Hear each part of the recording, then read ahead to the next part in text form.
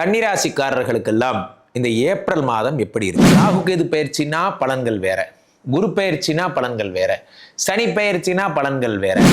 ராகு உச்சம், ராசி 1-10 புதனோட எல்லாமே சேர்ந்து அங்க 7ஆம் வீட்டில் இருக்கும்போது என்ன ஆகும்னா, அப்ப என்ன நடக்கும் அப்படின்னா விபரீத ராஜ யோகம் உருவாகிறது.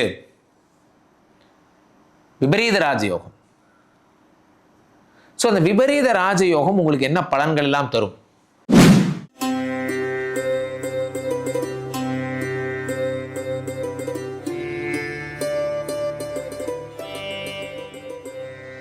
உலகெங்கிலும் இருக்கும் ஜோதிடர் யுகம் நேயர்கள் அனைவருக்கும் வணக்கம். நான் உங்கள் ராம்ஜி. கன்னிராசிக்காரர்களுக்கெல்லாம் இந்த ஏப்ரல் மாதம் எப்படி இருக்கிறது? கன்னிராசிக்காரர்களை பொறுத்த வரைக்குமே இந்த ஏப்ரல் மாதம் ஒரு பெரிய பார்க்குற கமெண்ட்ஸ்லாம் பார்த்தீங்கன்னா, என்ன குருஜி நீங்கள் வந்து நல்லா இருக்குங்கிறீங்க, ஒரு பதிவில் நல்லா இல்லைங்கிறீங்க, எங்களை போட்டு குழப்புறீங்க அப்படிங்கிறாங்க. ஸோ ஒன்று நல்லா புரிஞ்சுக்கோங்க, டைட்டிலுக்கு ஏற்ற மாதிரி தான் எல்லாமே வந்து டைட்டிலுக்கு ஏற்ற மாதிரி தான். இப்போ வந்து ராகு கேது பயிற்சினா பலன்கள் வேற, குரு பயிற்சினா பலன்கள் வேற, சனி பயிற்சினா பலன்கள் வேற. அப்படியே ஒவ்வொரு பயிற்சிக்கும் ஒரு பலன்கள் இருக்குது. நல்லா புரிஞ்சுக்கணும், இந்த ஒவ்வொரு பயிற்சிக்கும் ஒரு அதி உன்னதமான பலன்கள் இருக்குது. அப்போது மாத பலன்கள் வேற, வார பலன்கள் வேறு, எல்லாத்தையும் இப்படி குழப்பிக்காதீங்க. நான் வந்து உங்களுக்கு ஃபீட் பண்ணிகிட்டே இருக்கேன். ஃபீட் பண்ணி நம்மளுடைய மாத லட்சியம் என்ன, வார லட்சியம் என்ன, வருடத்தின் லட்சியம் என்ன, அதெல்லாம் உங்களுக்கு சொல்லிகிட்டே இருக்கேன். அதனால் இந்த பதிவு அப்படிங்கிறது ஏப்ரல் மாதத்துக்கு மட்டும் பொருந்தும். போட்டு திரும்பவும் குழப்பாதீங்க, சரியா? ஓகே, ஏப்ரல் மாத பலன்கள் எப்படி இருக்கிறது என்பதை பார்ப்போம். கன்னி ராசிக்காரர்கள் எப்படி குருஜி? இன்னொரு தடவை அந்த வாய்ஸில் சொல்லுங்கள்.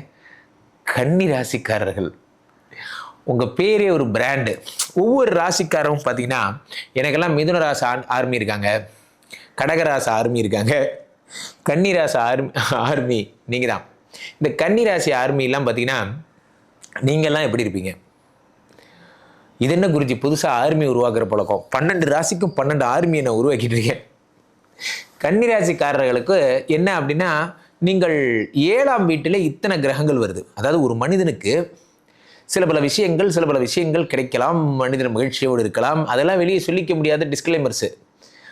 ஆனால் உங்களுக்கு 7ஆம் வீட்டில் இத்தனை பயிற்சி, அதாவது இத்தனை கிரகங்கள் 7ஆம் வீட்டில் அமரும் பொழுது என்ன நடக்கும் என்றால், உங்களுக்கு வந்து அதியோகங்களில் அதியோகம். 7ஆம் இடம் என்பது காதல், 7ஆம் இடம் என்பது சந்தோஷம், குடும்ப வாழ்க்கை, மகிழ்ச்சி. இது அத்தனையிலையும் வந்து உங்களுக்கு இத்தனை கிரகங்கள் வரும் பொழுது 7 வந்து உங்களுக்கு டெவலப் ஆகும். 7ஆம் இடம் என்பது அவங்கள ஃபாரின் போகிற யோகங்கள் அப்படின்னு சொல்லலாம். குடும்பத்தில் மகிழ்ச்சி. நீங்கள் வந்து ரொம்ப நாளாக ஒரு விஷயம் வந்து நீங்கள் இது பண்ணாமே இருந்தீங்க, உங்கள் ஒய்ஃபை கவனிக்காமே இருந்தீங்க, குடும்பத்தில் சண்டை வந்துகிட்டே இருந்தது, இதெல்லாம் சரியாகும். மனைவியுடன் மகிழ்ச்சி போன்றவையெல்லாம் ஏற்படும்.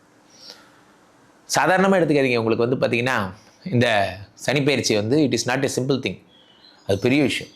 சனிப்பயிற்சி அப்படிங்கிறது அதே மாதிரி தான். உங்களுக்கு சுக்கிரன் உச்சம் அடைகிறதும், 2 கூடிய உச்சம், ராகுவும் உச்சம், ராசி 1-10 புதனோட எல்லாமே சேர்ந்து அங்கே 7ஆம் வீட்டில் இருக்கும்போது என்ன ஆகும்னா, நியூ எக்ஸ்போசர்ஸ், புதிய விஷயங்கள்லாம் உங்களுக்கு உருவாகும். இந்த ஏப்ரல் மாதத்தில் புதிய விஷயங்கள். நாம் வந்து தினசரி நடந்து கொண்டிருப்பதே, இப்பொழுது எதையெல்லாம் நீங்கள் செய்து கொண்டே இருக்கிறீர்களோ அதை மட்டுமே செய்து கொண்டிருந்தால் உங்கள் வாழ்க்கை எப்படி இருக்கிறதோ அப்படி மட்டுமே இருக்கும். இதை நான் சொன்ன என்னுடைய கோல்டன் வேர்ட்ஸை எழுதி வச்சுங்க. நீங்கள் எதையெல்லாம் செய்து கொண்டிருக்கிறீர்களோ இதை மட்டுமே செய்து கொண்டிருந்தால் எதெல்லாம் உங்களுக்கு கிடைக்கிறதோ அது மட்டுமே உங்களுக்கு கிடைக்கும். எப்படி? இன்னொரு தடவை சொல்கிறேன். ஏனென்றால் வாழ்க்கையினுடைய பரிணாமமே, அடுத்த படிநிலையே என்ன அப்படின்னா,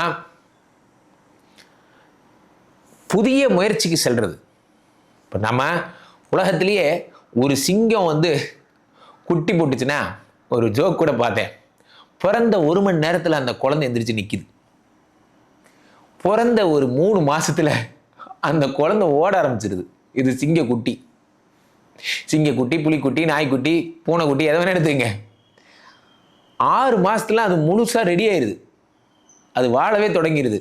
இந்த மனுஷன் மட்டும்தான் 1 வருஷத்துக்கு அப்புறம் தான் அம்மானே கூப்பிட ஆரம்பிக்கிறான். 3 வருஷத்துக்கு அப்புறம் தான் ஓரளவு பேசுகிறான். 5 வருஷத்துக்கு அப்புறம் தான் அவனுக்கு அறிவே வருது. இங்கும் பல ஜீவன்கள் கடைசி வரைக்கும் அறிவே வராமல் செத்து போயிடுது. அந்த 7ஆம் இடம் என்பது முயற்சி. எதுக்கு சொல்கிறேன்னா, எங்கள் ஊர் தண்ணீர் பள்ளியெல்லாம் போய் கேட்டிங்கன்னா, என்னங்க ஏன்பா நீங்கள் வந்து இங்கே இருக்கிற அறிவுக்கு நீங்கள்லாம் வந்து பட்டணத்துக்கு போய் பிழைக்கலாம்ல, எங்கள் ஊர்லலாம் பட்டணம் தான் சொல்லுவாங்க, பட்டணத்துக்கு போய் பிழைக்கலாம்ல அப்படின்னா இந்த கட்டை உசுருள்ள வரைக்கும் இந்த தண்ணீர் பள்ளி மண்ணை தாண்டாது. ஆமாம், தாண்டாது. தேவர் மகன் படத்தில் சிவாஜி கணேசன் சொல்லுவார், கமலஹாசன் கூப்பிடுவார், வாங்க இதுக்கு வந்துருங்க, என் கூட வந்துருங்க, வெளிநாடு போகலாம், இந்த கட்டை இந்த ஊரை தாண்டாது. எத்தனை பேர் உட்காந்துருக்காங்க தெரியுமா? கிராமத்தின் சாலைகள் எல்லாம் நகரத்தின் சாலைகளோடு, நகரத்தின் சாலைகள் எல்லாம் உலகத்தின் நெடுஞ்சாலைகளோடு, இந்தியாவின் சாலைகள் எல்லாம் உலகத்தின் நெடுஞ்சாலைகளோடு சேர்ந்து கலந்து கொண்டிருக்கிறது. அப்படி இருக்கும் பொழுது ஒரு விஷயம் புரிஞ்சுக்கோங்க, ஒரு விஷயம் நீங்கள் புரிஞ்சுக்க வேண்டிய விஷயம் என்னன்னா, நியூ எக்ஸ்போசர்ஸை இப்பயாவது உருவாக்குங்க. 7ஆம் இடத்துல கூட்டு தொழில், கூட்டு வியாபாரம். 7ஆம் இடம் என்பது புதிய இன்னோவேஷன். அந்த இன்னோவேஷன் வரும் பொழுது அதற்கு மதிப்பு கொடுங்கள். நிறைய பேர் அந்த புதிய ஐடியாலஜியை நீங்கள் எப்படி எடுத்துக்கிறீங்கன்னா, புதிய ஐடியாலஜி ரொம்ப சாதாரணமாக எடுத்துக்கிறீங்க. ஆனால் புதிய ஐடியாலஜிங்கிறது ரொம்ப முக்கியம். நீங்கள் உங்கள் வாழ்வினுடைய அடுத்த படிநிலை இப்பயே திட்டமிடணும். யாரெல்லாம் தன்னுடைய எதிர்காலத்தை திட்டமிடுகிறார்களோ அவர்கள் வாழ்க்கையில் ஜெயிக்கிறார்கள். திட்டமிடுதல் மிகவும் முக்கியம். இந்த திட்டமிடுதல் என்பது எங்கிருந்து தொடங்குகிறது என்றால், உங்களுக்கு 7ஆம் இடத்துல இத்தனை கிரகங்கள் வரும் பொழுது தொடங்குகிறது. மிகப்பெரிய சேலஞ்சை, மிகப்பெரிய நல்ல விஷயமே என்ன வரப்போகுதுன்னா, 12 கூடிய சூரியன் 8ஆம் வீட்டில் மறைகிறார். இப்போ ஏப்ரல் 14 8ஆம் வீட்டில் மறைந்து உச்சமடைகிறார். அப்பா, 12 கூடியவன் 8இல் மறைஞ்சாலே விபரீத ராஜயோகம். அதுல அவன் உச்சம் வேற படுறான் அப்படின்னா சும்மாவே இவங்கெல்லாம் நல்லது செய்வாங்க. 12 கூடியவன் 8இல் மறைந்து மாபெரும் நல்லது செய்ய போறார். அப்ப என்ன நடக்கும் அப்படின்னா, விபரீத ராஜ யோகம் உருவாகிறது. விபரீத ராஜயோகம். ஸோ அந்த விபரீத ராஜயோகம் உங்களுக்கு என்ன பலன்கள் எல்லாம் தரும்? திடீர் அதிர்ஷ்டங்களை தரும். வாழ்க்கையில தூக்கி கொண்டு போய் மேலே எங்கேயோ உட்கார வச்சிடும். வேற லெவல் போயிடுவீங்க.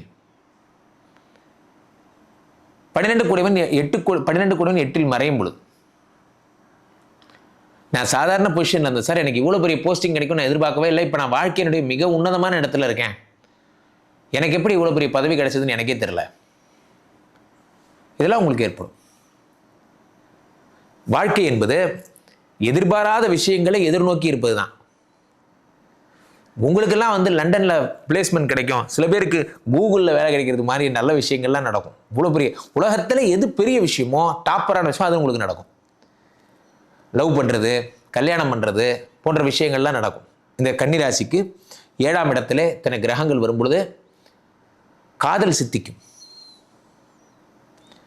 காதல் சித்திக்கும் போது உங்களுக்கு என்ன ஆகுது அப்படின்னு பார்த்தீங்கன்னா, உங்களுக்கு இத்தனை வருஷமா ஓகே ஆகாத காதல், வீட்டாரால் ஏற்றுக்கொள்ளப்படாத காதல், உங்களுக்கு இந்த 7ஆம் இடத்துல இத்தனை கிரகங்கள் வரும் பொழுது அதற்கான இதை தந்துடுறார், அனுகிரகத்தை தந்துடுறார். அதே நேரத்தில் 7ஆம் இடம் என்பது என்ன அப்படின்னு பார்த்தீங்கன்னா, உங்களுடைய கூட்டு முயற்சி சொல்லிட்டேன், வெளிநாட்டு யோகங்கள் சொல்லிட்டேன், உங்களுடைய இல்லற வாழ்வு. நிறைய பேருக்கு அந்த ஃபர்ஸ்ட் திருமணம் போய் 2வது திருமணம் நடக்கக்கூடிய விஷயங்கள் என்ன, உபய ராசிகள். நீங்கள்லாம் மீனராசி, மிதுன ராசி, கன்னிராசி, தனுசு ராசி, இவங்கெல்லாம் இவர்களுக்கு 2 காத்து வாக்கில் 2 நான் சொல்லியே இது பிராண்ட் ஆயிடுச்சு சார். இன்னைக்கு காலைல கூட ஒரு நண்பர் கேட்டார், நான் பேசுனதுலேயே உங்களுக்கு எது ரொம்ப பிடிக்கும்?